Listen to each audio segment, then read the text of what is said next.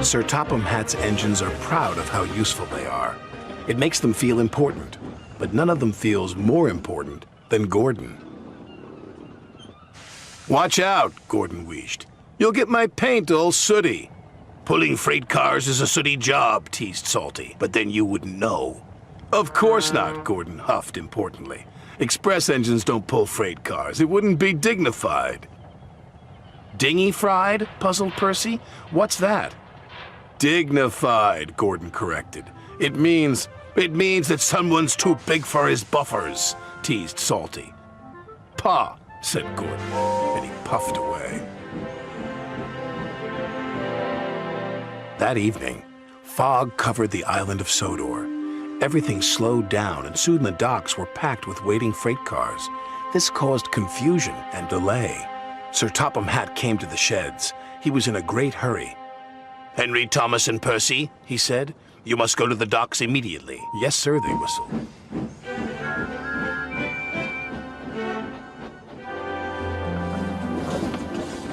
Then Sir Topham Hatt turned to the big blue engine. "You too, Gordon," he said. "I need a big engine to take the freight cars where they won't be in the way." "Freight cars?" huffed Gordon. He could not believe what he had heard. Gordon wasn't happy to be pulling freight cars. He waited impatiently while they were shunted into place. hurry up," chuffed Gordon crossly. "Why the rush, Gordon?" asked Thomas. "If I must pull freight cars, then I'll show Salty how an express engine pulls freight cars," Gordon huffed. "Careful, Captain," Salty tooted. "You don't want to get too big for your buffers." But Gordon ignored Salty.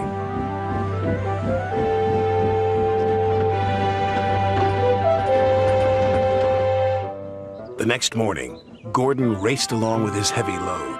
"Now this is how you pull freight cars," he puffed. But the signalman had accidentally left the points switched to the branch line. Gordon rattled through the junction. "That's strange. I'm on the branch line." "Oh no," the signalman cried. "Express trains aren't supposed to go that way." It was too late. Gordon had already raced into the distance. The old branch line was weak and rusty. There were signs warning all the trains to go slow. But Gordon ignored the signs.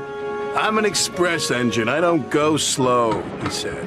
And he went even faster. The branch line couldn't take his weight, and the rails buckled. "Oh, help!" Gordon cried as he slid off the tracks and into a field.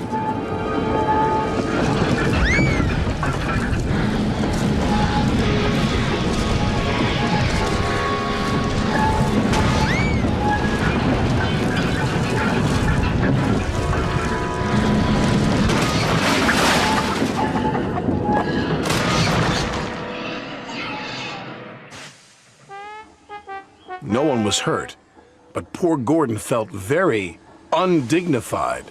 "What will Sir Topham Hatt say?" he groaned. He found out soon enough. "Well, Gordon," said Sir Topham Hatt, "you wanted to show Salty a thing or two, and you've certainly done that. You've shown him how silly it is to ignore go-slow signs." "Sorry, sir," said Gordon, and he let out a sad wheesh of steam.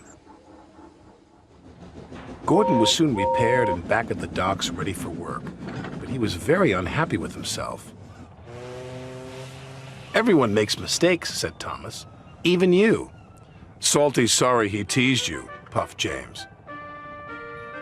"And I'm sorry I was too big for my buffers," chuffed Gordon. And all the engines gave a jolly toot. Even Gordon.